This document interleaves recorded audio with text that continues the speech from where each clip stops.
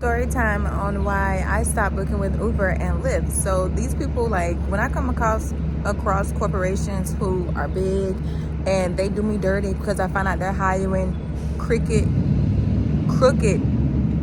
wicked people, I be like, oh nah, I don't need nobody that y'all hiring to be harassing me, to be disrespecting me. I'm cool. I'ma withhold my energy and my service and tell others to do the same, especially for their safety. Uber has a lot of lawsuits going on right now, and they're having another one. Another thing is that first Lyft, like, they would fluctuate their prices, and they're basically like ran by the same person. It's kind of like a husband and wife trying to be in competition with each other. It's kind of like if you see two banks across the street from each other, most of the time those are ran by people that are the same, or in partnerships with each other. Even when you go into car dealerships or rental car places and you see one car dealership with a different name, and you see another rental car title on the other side, they're all working the same madness. But there was this time where my last straw with Lyft, because you used to be able to request a silent ride with Uber and Lyft. Now I don't see that option anymore.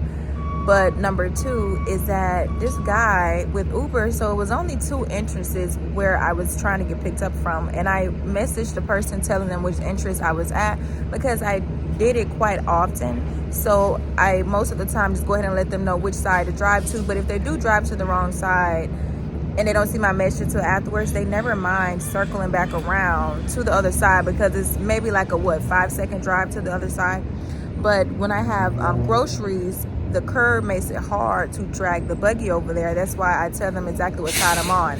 If I don't have the buggy, then I don't mind walking to their car.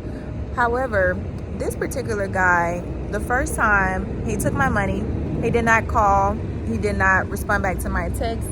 He was not answering me at all. I was blowing him up, asking him where he was, because I did not see him outside on either side. The second time I booked the ride, because he was close by, he accepted the ride again. So another thing I did not like was when the ride, sometimes it doesn't allow you to block the driver. It'll just tell you to report it. But if they're close by, they're able to still accept the ride. And they can decline the ride. So it's not like Uber forced him to take the ride. And so the second time when he took my money, he did came, but he came to the second entrance, and I had told him that I'm at the first entrance where I was texting you and telling you I was the first time. And if you so-called did pull up, why would you drive back to the same spot I just was not at? And he was like, Uber does not pay me to come and find you. And I was like, actually, they pay you to pull up where the fuck I'm at. Uber does not take my money for me to come and find you.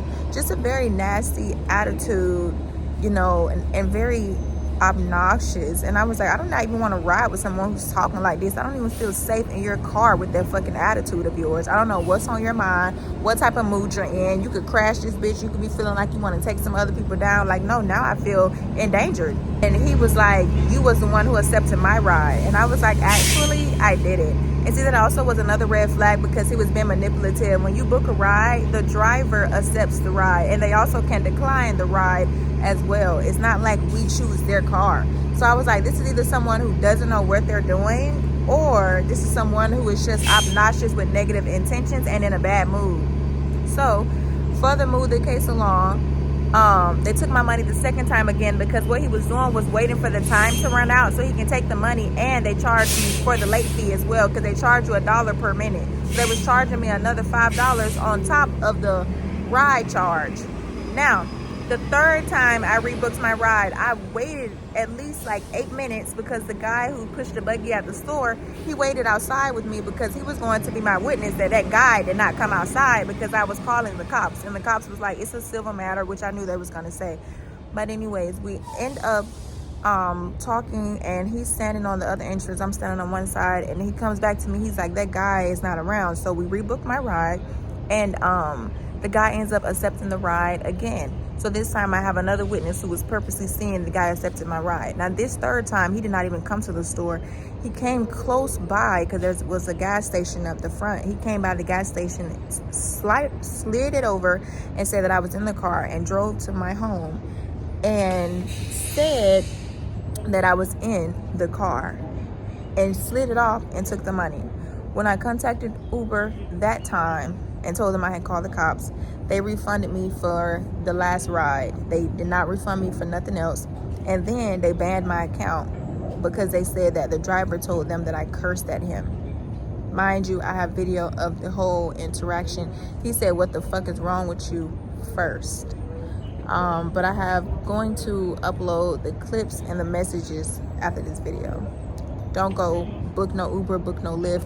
They're hiring criminals. These people are not doing background checks. These people are swapping cars. These people are doing DoorDash and stuff under other people's identification, no registered tag. Sometimes they pull up, they're in a different car, and they say, "Oh, I haven't updated the app yet." You know, just full of shit. I even had someone who was like pretending to be my Uber driver, and they were not. And when I kept noticing, they were trying to like tell me to get in the car, and I kept asking, like, "Are you so and so?" And they just would like not respond. Like, they just kept telling me to come get in the car, and I was like, "Do you understand what I'm saying?"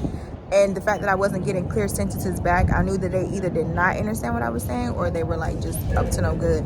So once it came down to, I'm like, "I'm not coming to get in the car," that's when he just kept doing like this, like, "Come get in the car." And luckily I did not get in the car because my actual real ride pulled up 3 minutes later.